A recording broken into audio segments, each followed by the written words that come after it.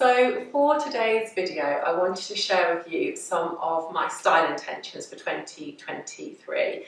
I am a big believer in regularly checking in with my wardrobe and with what is working for me and anything that might not be working for me as well. So I always advise my clients to do regular wardrobe audits. I love a mood board to create, a vision for what I want to do with my wardrobe for the season ahead. I think it's really important to do these things to make sure that then we don't slip into a style rut and that we are only adding items to our wardrobe that really work in multiple ways and help us to achieve the overall style aesthetic that makes us feel really, really good. So one of the things I tend to do at the beginning of each year, and to a certain extent at the beginning of each season, is I set out some style intentions. So at the end of last year in my online membership hub, we did a no spend November month. Now, this really came about because I was starting to feel like I had too many clothes and was almost getting a bit overwhelmed with choice, and therefore doing what a lot of my clients do and defaulting to wearing the same items on repeat. So I set myself the no spend November challenge, and then my Star Sanctuary members came along with me to get us wearing more of our wardrobe. And the reality is we wear about 20% of our wardrobe 80% of the time because we just dress kind of grab and go and reach for the really comfortable, easy items. So the No Spend November challenge was one, to demonstrate how many clothes we had that probably we'd forgotten about, and two, to get myself and the Star Sanctuary members a bit more creative with their wardrobe. So what we aimed to do was wear everything once before we re-wore it, and then when we wore it a second time, style it in a different way. And I will only buy something, and I only let my clients buy something if they can style it in 3 different ways with items they already own. And I have to say, I absolutely loved that exercise, and since November I have only bought 2 items. One was a pair of wide leg trousers, which I felt was a gap after I'd done the No Spend November, and the other was a pair of trainers that after spring that I actually saw on Vinted that were immaculate and that I just couldn't risk letting go.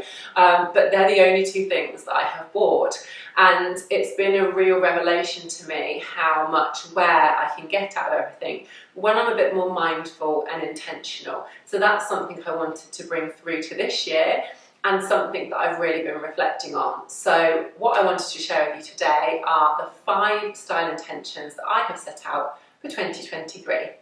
So my first one, and this may be something you already do, but it generally hasn't been something I have done historically, but I'm going to be, and have been, setting myself a monthly budget to spend on clothes and making sure I stick to it.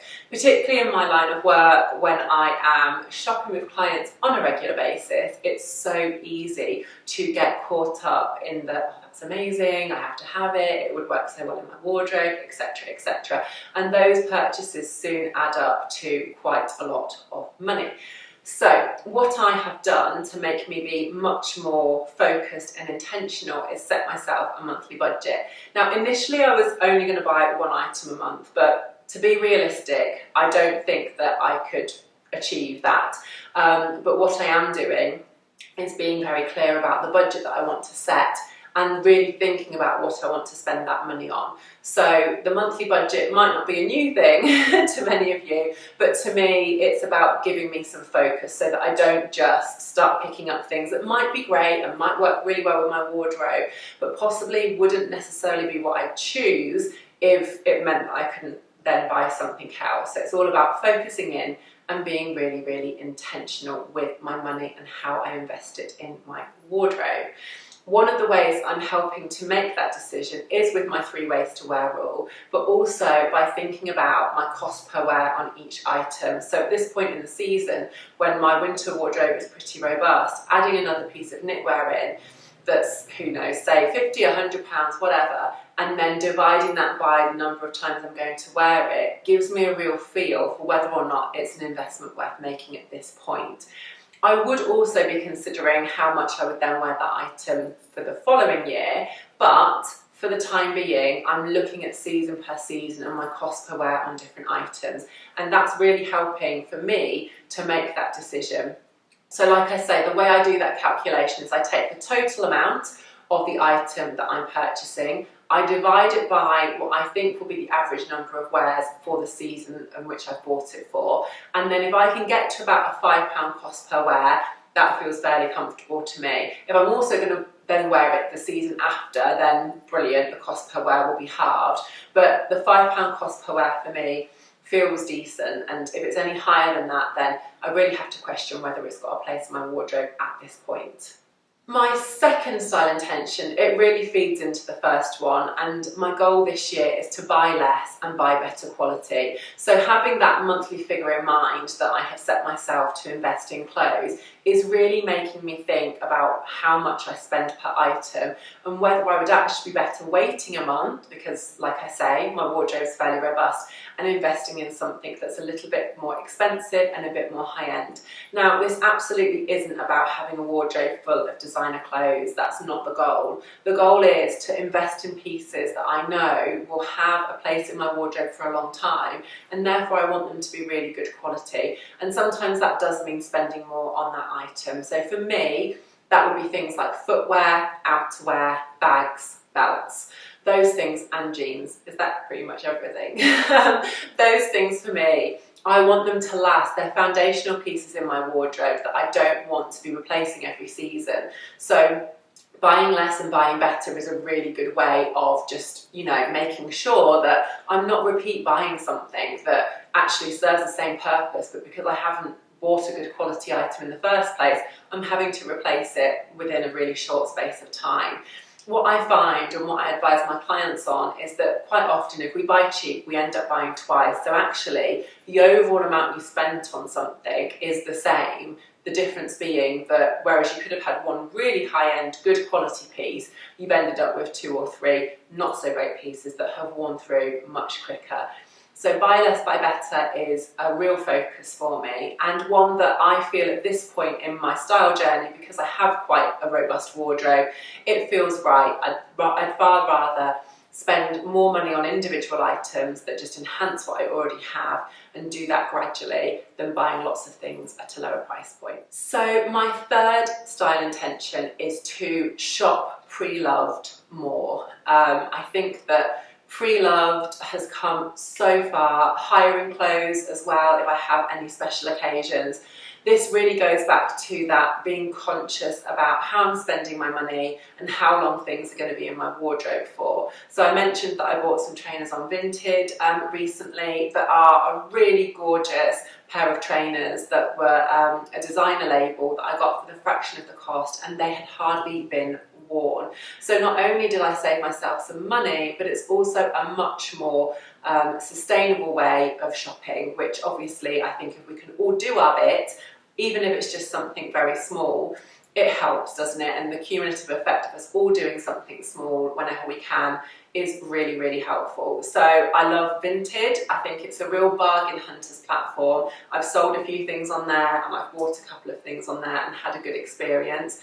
Other great places if you're looking for selling or purchasing would be Depop, good old eBay of course, and then there's so many places that you can rent items. I'm going to link a few of my favourite Preloved stores, which are online mainly and on Instagram, for you to take a look at as well. And I think that if you are just wanting to take your time, find the right item and get something really beautiful for a reduced price point and just help to be a bit more sustainable and a bit more conscious and ethical in the way that you're shopping, it's such a good approach, and one that I'm going to try and do a lot more during 2023. My fourth style intention, again, it kind of goes back to the experience I had in November when I did the no spend month. And if you haven't done anything like that before, I would strongly recommend it. And this time of year is a great time to do it, actually. I am going to make a conscious effort to spend more time in my wardrobe and rotate my wardrobe. So by that, I mean make a conscious effort to wear everything rather than just wearing a couple of things, and try and do different outfit formulas as much as I possibly can. None of us really spend all that much time shopping our wardrobe, I find, and it's such a satisfying experience when you can create multiple looks from items you already own. So that's something I'm going to be doing a lot more. It means that if you follow me on social media, you're probably going to see me in the same items styled in different ways a lot more regularly, rather than because I won't be buying as much and I'm going to be wearing things on repeat and restyling them. But for me, that feels a really great approach, and one that I find just as satisfying as going out and buying something new. So I'm excited to get creative, look at new outfit formulas and get inspiration from social media, from Pinterest, because there's so many outfit combinations that I've hit on just by looking around and being a bit more conscious about what is in my wardrobe, getting to know what's in my wardrobe, because the more you rotate it, the less you tend to forget about, you know, that top that's lurking at the back. And just really getting inspired and wearing it in lots of different ways. I'm going to be using accessories, I'm going to be switching up my footwear, my belts, to create as many looks as I possibly can. And I'm really excited for this one because, like I say, it gives me lots of satisfaction and it gets the creative juices flowing as well, which I absolutely love. My final style intention, and this one might be surprising if you do follow me on social media, but I'm going to be more conscious of colour in 2023. I have found that my journey with colour has been a bit of a roller coaster. When I trained about 10, almost 11 years ago as a stylist, I did a colour course as well, so I do colour analysis for clients.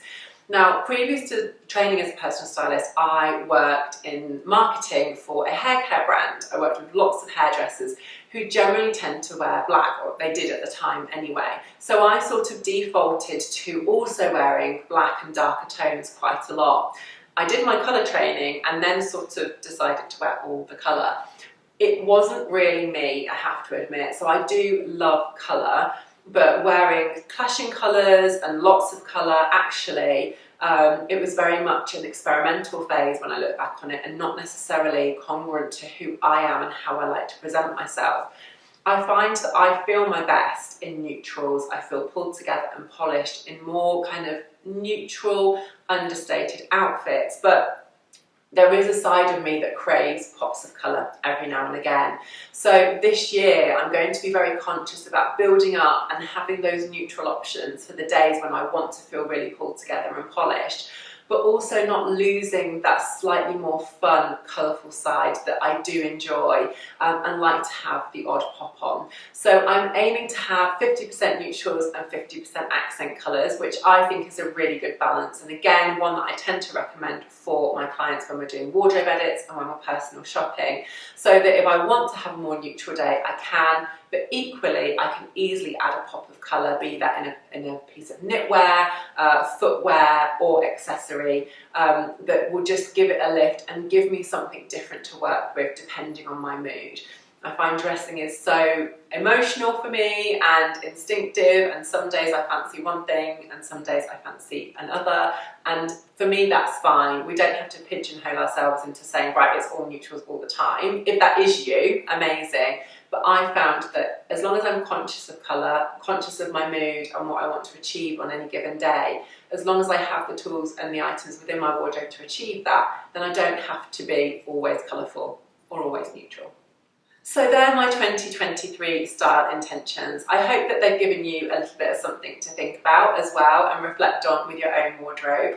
I find that half the battle with dressing is just being mindful and giving ourselves the time and headspace to think about what we like and think about what we want to achieve with our wardrobe. So it's a great exercise to do if you're feeling a bit overwhelmed with your wardrobe and you just don't know where to go next. I have got lots of resources in the Style Sanctuary to help with that, so if you want to check that out, then please have a look in the description box below. I'm offering a 7-day free trial at the moment, so you can come and join our little online community and see if it's for you. And as always, I'm posting regularly on Instagram if you would like to come and follow me there. Thanks so much everyone, and I will see you again really soon.